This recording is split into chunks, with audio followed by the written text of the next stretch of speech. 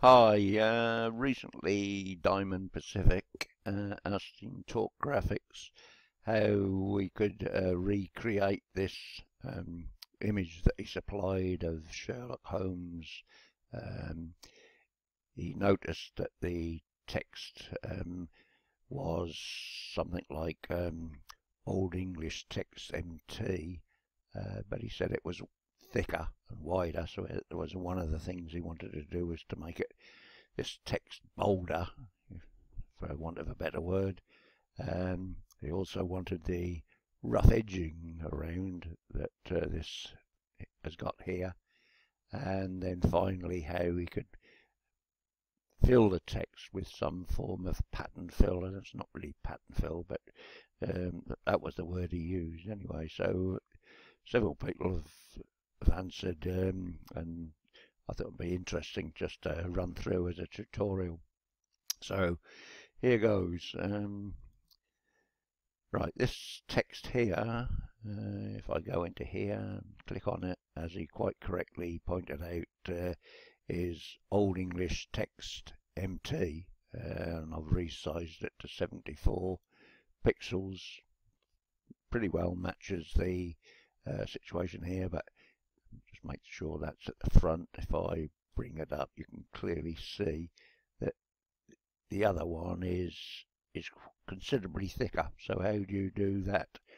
Well, I've just copied that text, and I'll do it over here and go into the where am I? Where's it gone? Oh yeah, here, the contour tool, and I'm going to apply a 1 pixel contour. Oh, you can't see that now because I've changed the background. Let me just put the background back to white. That didn't do anything at all. Yeah, let me zoom in there, shall we? And the contour is, I only want 1 pixel because as the contour gets bigger and bigger, you can see that the middle bits, like in that K, will get lost. So actually just make it 1 pixel, and I'm going to make it a sharp edged one, or a miter joined one. I'm going to zoom out and just go inset path, and that makes this thicker text that we had down here. So I can delete that now. So you've applied that 1 pixel out to contour, and you've inset path. This converts the text to a shape. Notice the stronger, bolder look. Well, you can't now because I've deleted the other bit. Never mind. Okay. Clone the original text. Hang on a minute, just while this, I don't know what's preparing a preview bitmap for. Right. With that original text, just clone it, and then convert it to editable shapes. Arrange, convert to editable shapes. Set the filter none, and the line color to black, stroke color, line color to black with 1 pixel. Okay, now we need to create the rough edges section that we want. We've already done the first step. We've thickened up the font, so now we need to get the rough edges, and I've just randomly gone along here using rectangles and squares and just odd shapes, and just made several other shapes.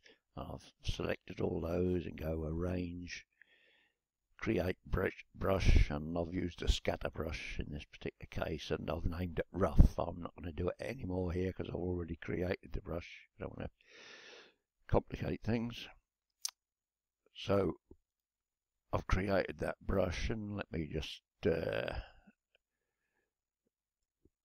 create a wiggle like that for a minute. And if I go into the brush straight here, I'm going to select that rough, and you can see that that gives you a pretty rough looking edge that we want. So from this shape here, what I've done is apply that brush that that gives us this this roughish shape. It's not exactly as you want at the moment, spacing's too big, etc., but you can see how it's doing. Alright, now you copy the thickened red shape that you made and you overlay it onto this shape here. You then edit after alt click in here, looking down here, I've got the red shape, alt again, I've got the black outline. I've changed that to 6 pixels. If I go to the brush tool, edit the brush, you can see the spacing is 44.9, and you can change that as you want. But I think that worked quite well. Right, now from here, that works well for the outer edge, and this is just a screen grab of a close-up, but the inner edge is still quite sharp. What we need to do is unsharpen or roughen up the inner edge such that it's more like this. It's roughed up around this edge as well on the inside. I think you can hopefully see the difference. So what I've done here, I'm just going to move over here a bit.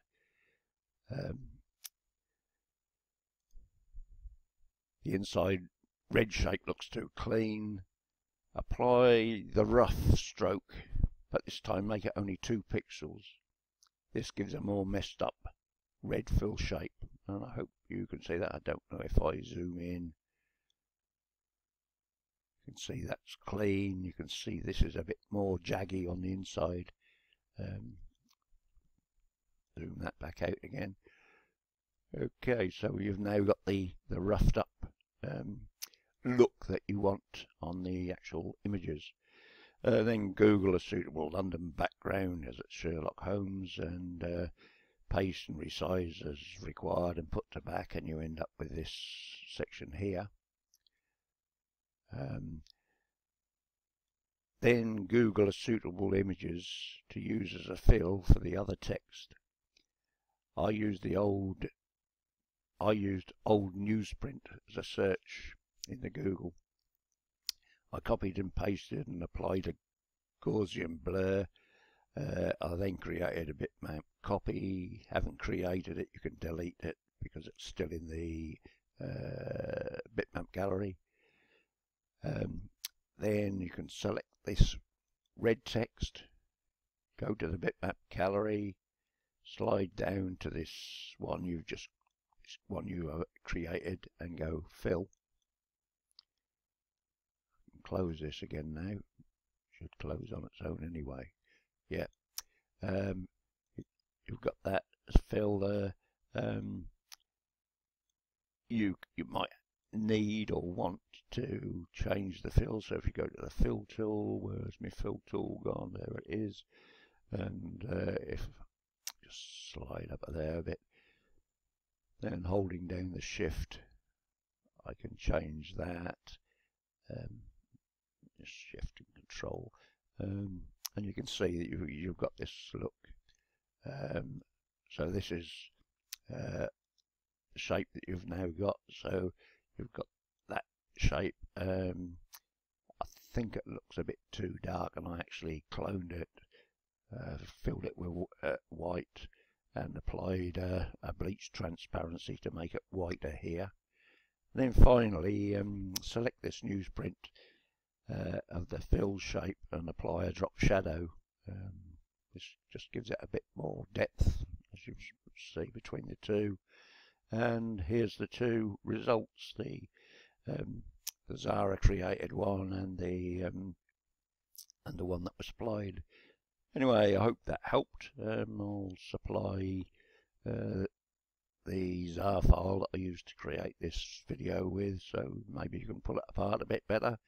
Anyway, I hope this helped. This is Egg. All the best. Cheers. Goodbye.